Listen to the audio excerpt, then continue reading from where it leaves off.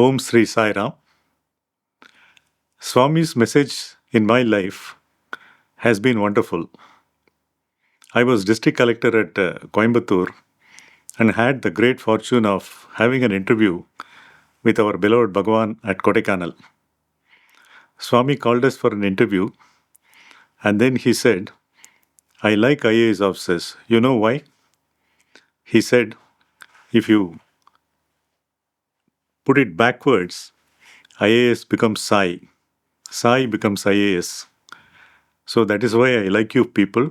You people work in the villages, solve problems of hundreds of people, so I like you. Then he said, I have only one message for you. I don't want anything from you. I just want you to act according to your conscience always. Your chief minister may say something, the prime minister may say something, but then you must act according to your conscience. That may land you in trouble, but it is Swami who will be with you at that time. You do not have to worry about that. I did not understand this message of Swami at that time because I was in a district far away from the chief ministers and prime ministers. So I was wondering what Swami was trying to tell me. After this, in about 6 months' time, we had a very unique incident in the district. A noted sandalwood smuggler abducted 3 people, one deputy superintendent of police, one head constable, and a teacher. And he said that he would negotiate only with the district administration. Normally, these kind of criminal activities would be handled by the police. But since he insisted on talking to me, I took up the job with the government's approval. I was negotiating for the release of these 3 people. Some of the members from his gang, they came out, they checked out.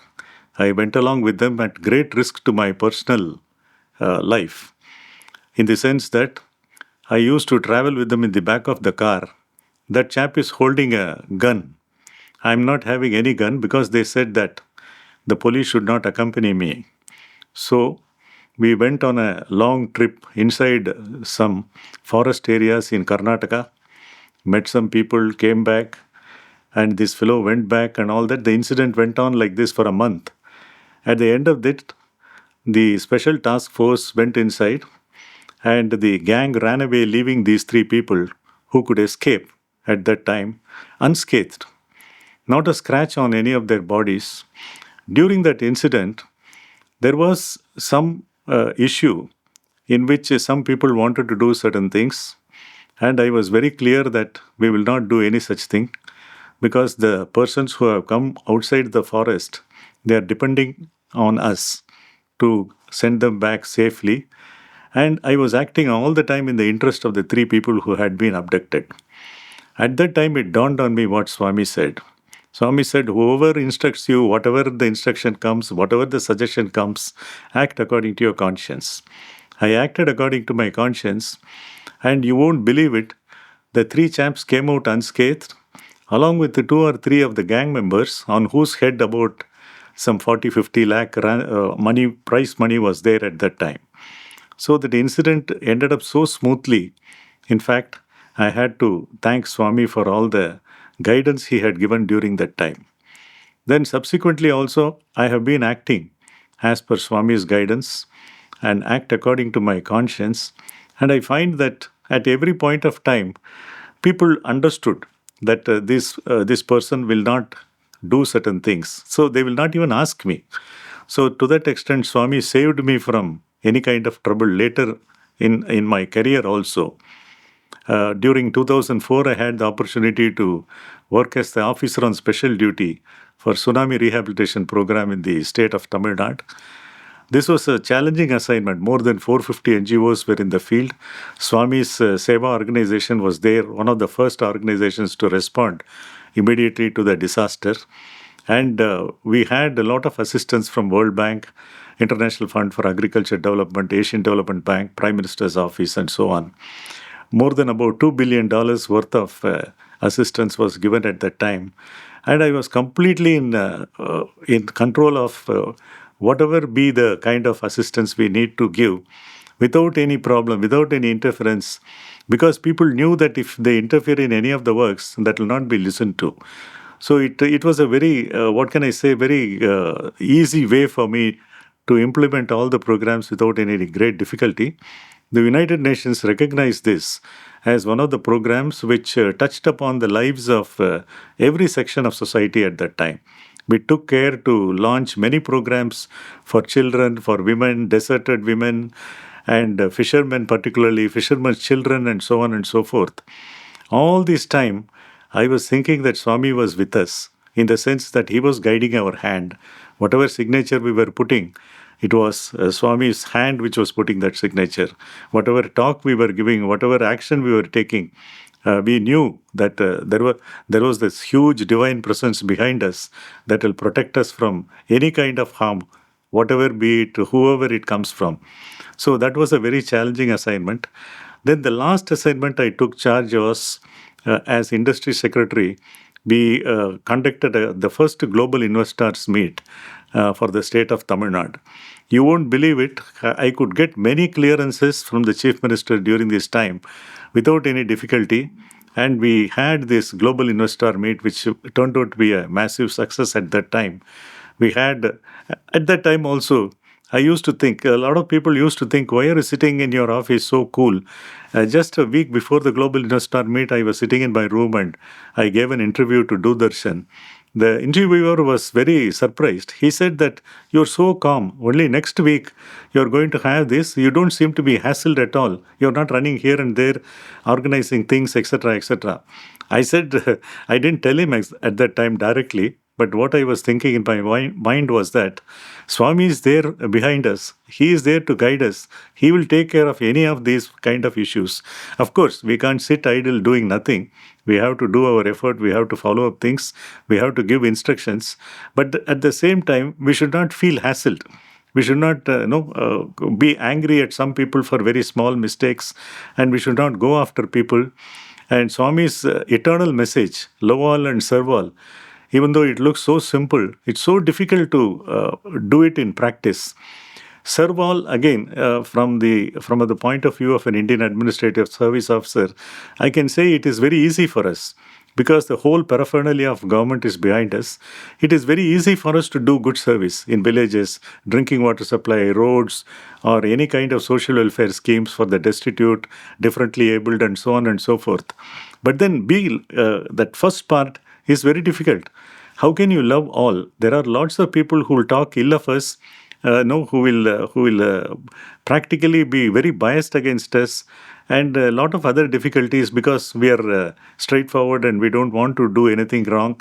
So you'll have a lot of people who want to take out on you. At that time, I used to wonder, how can I love this kind of person? He is totally against whatever I am standing for. But then Swami's message will ring in my head. Love all and serve all. So serving all is fine, but your journey is not complete if you don't follow the first part also. Love all. And that was a very important message for me. Again, help ever and hurt never. Help ever, as I mentioned, in the government service, it's always possible to help a lot of people. But hurt never, again, it is a very difficult question. Somebody steals money from government, somebody does something, somebody is very corrupt, etc. We need to take action. But at that time, we have to strike a balance. I remember one of the bhajans, myself and one of my senior colleagues, we landed up about 10 minutes late. The bhajan had already started. The talk was that day to be given by Mr. Srinivasan, who was our All India President at that time. Mr. Srinivasan, when he started, the first thing he said was he ticked us off straight away. He said that you people come 10 minutes late for Swami's bhajan. The minute the Omkara is uttered, Swami is there, his presence is there. Will you take it so casually to go for a meeting with your so-called chief minister or chief secretary or whatever? So if you can give respect to such human beings, can't you give respect to the Lord of the universe? So from that time onwards, every bhajan, every satsang, every meeting related to Swami or otherwise also, related to Swami particularly, we used to take it upon ourselves to be there at least a few minutes before time. That kind of important messages in life, we also convey. Swami, in fact, told us during one of our interviews that why do you think that I give a little more importance to IAS officers and others? He says hundreds and thousands of people are working under you. They're also looking at you, your behavior. So Swami wants to give a message through you to all of them.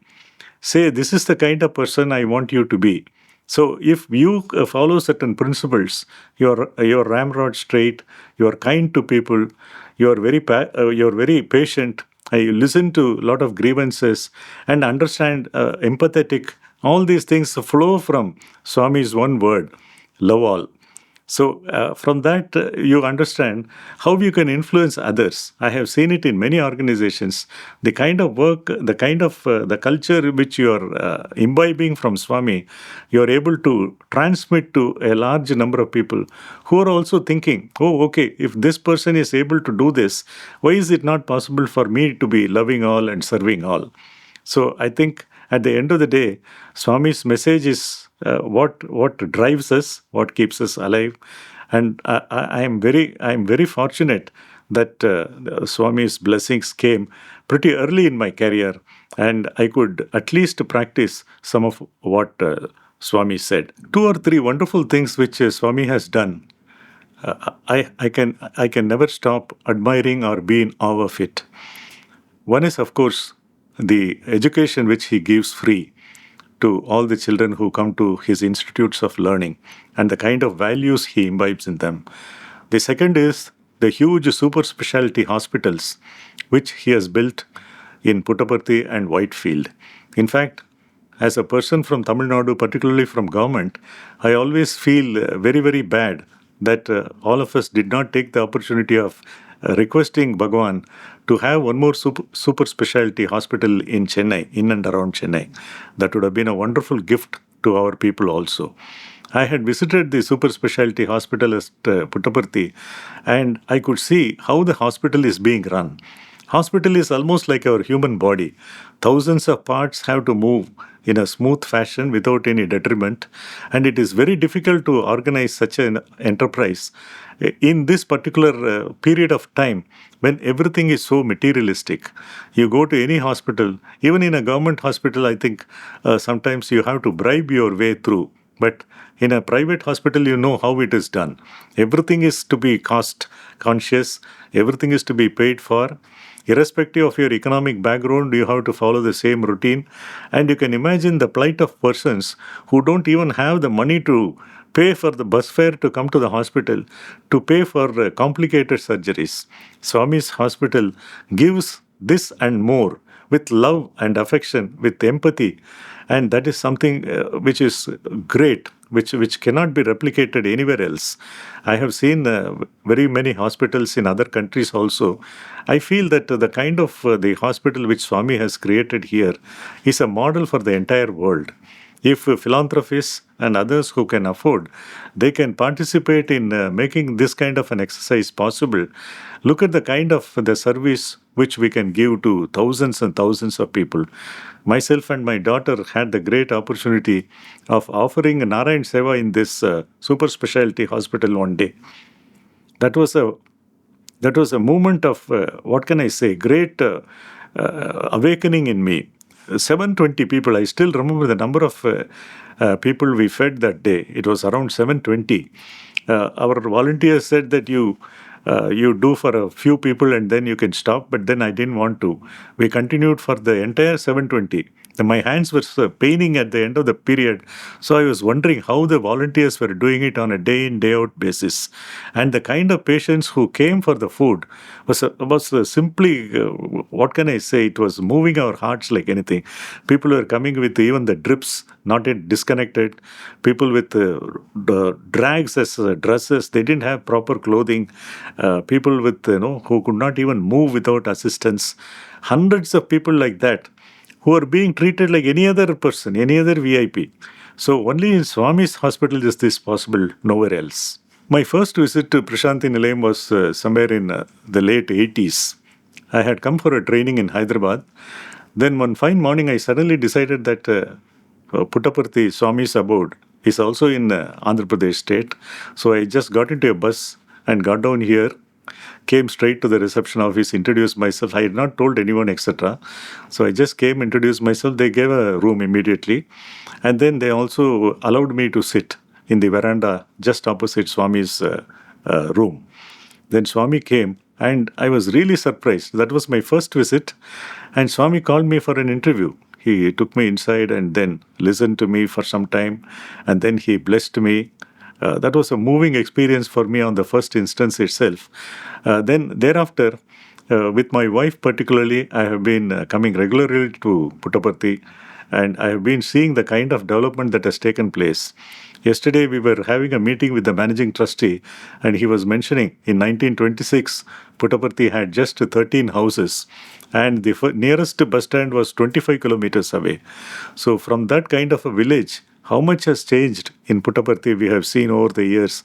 We have seen the airport, we have seen the water supply schemes, we have seen the various temples, and the massive changes, the restoration and the work that has been going on in Putupati, the Sai Kulwant Hall, the Purnachandra Hall, and so on and so forth.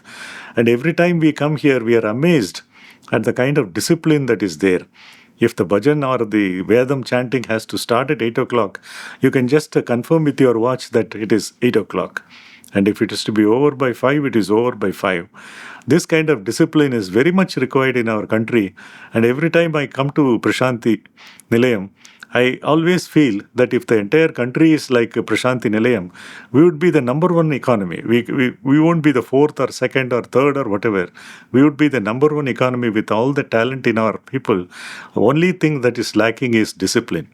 Of late, after my retirement, particularly because of the age or whatever I think, whenever I come here, I completely switch off.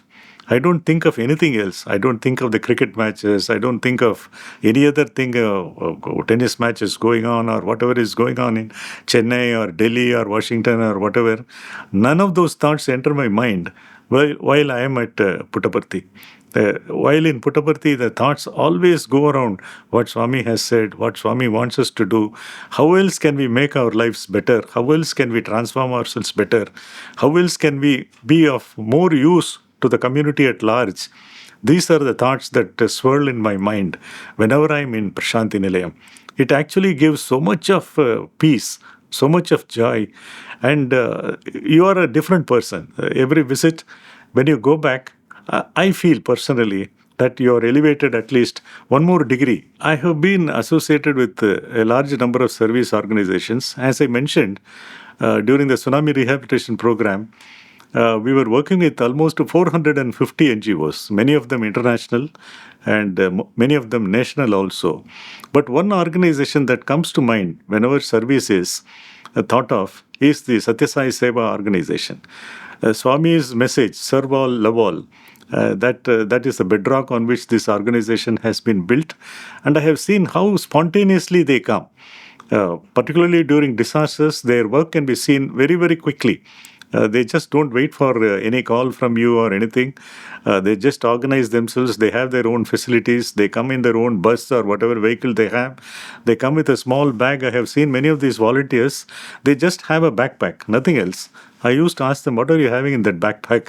Some vibhuti packets and minimum dressing. They just come and do whatever you say. You want to help ever, then you should not even think of the kind of difficulties it may entail. You may have to be running around with sleepless nights. Even now, my wife's organization is organizing a huge project in 100 villages in coordination with the Sathya Sai Seva organization. And those people, at the drop of a hat, they just come. Whether it is a medical camp, whether it is an eye camp, whether it is a Balvikas class, or whether it is renovating temples, whatever be the time of day, they respond. The messages come at 1 o'clock in the night, the messages come at 4 o'clock in the morning. You send a message to one of them, he doesn't say that it's not my job. There is some other coordinator to look at it. You have to contact him. I have never seen Sathya Sai Seva organization doing this. They will always say, some other person is the person responsible. I'll immediately call him and ask him to come back to you on what he is supposed to do. So this kind of organization I have never seen. I am sure that they are all transformed souls because of Swami, and I'm sure that organization delivers higher than its whatever its capability is, because of the love and affection with which they do it, the sincerity with which they do it. I'm sure that whatever they do, whatever they execute, it will be par excellence. A lot of youngsters have asked me, isn't it very difficult to work as an IAS officer, even though it has prestige, status, and all that? You have to be at the beck and call of politicians. In fact, some of them have told me that you have to open the doors for ministers and all that.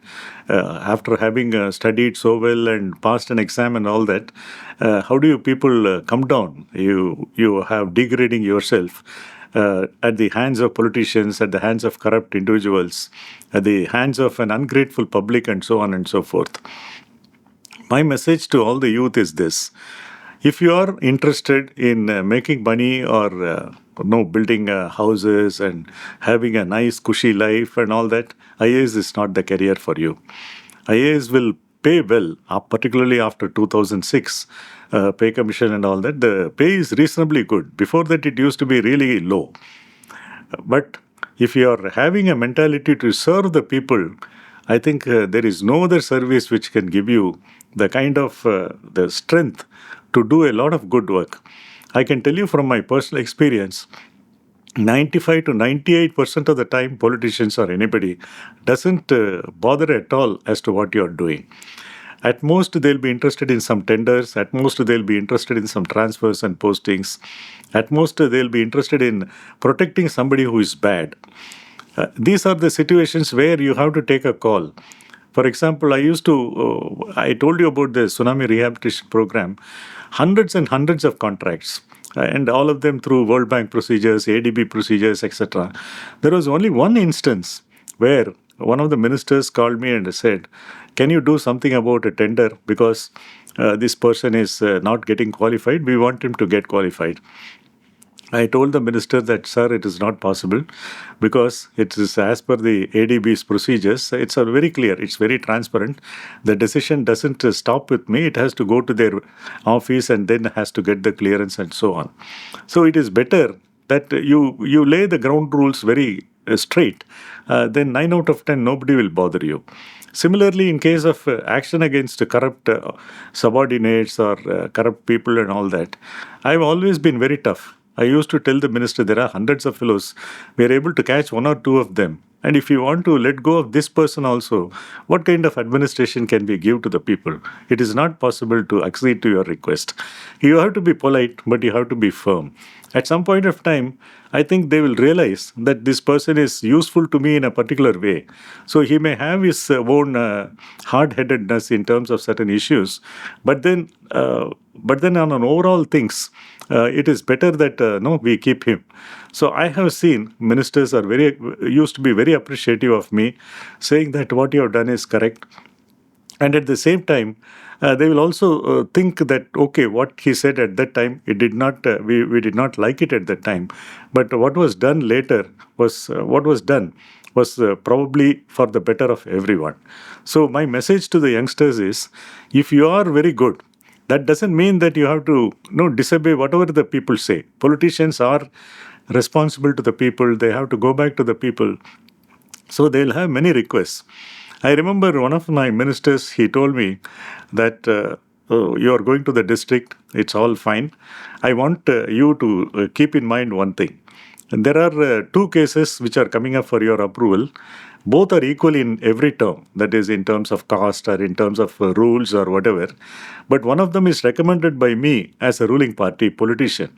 Then I would request you to kindly help our people, because as a ruling party, we also have to deliver certain things to our own partymen. If you are going to be very adamant and say that whatever the minister recommends I will not do, then you will not be successful in your work.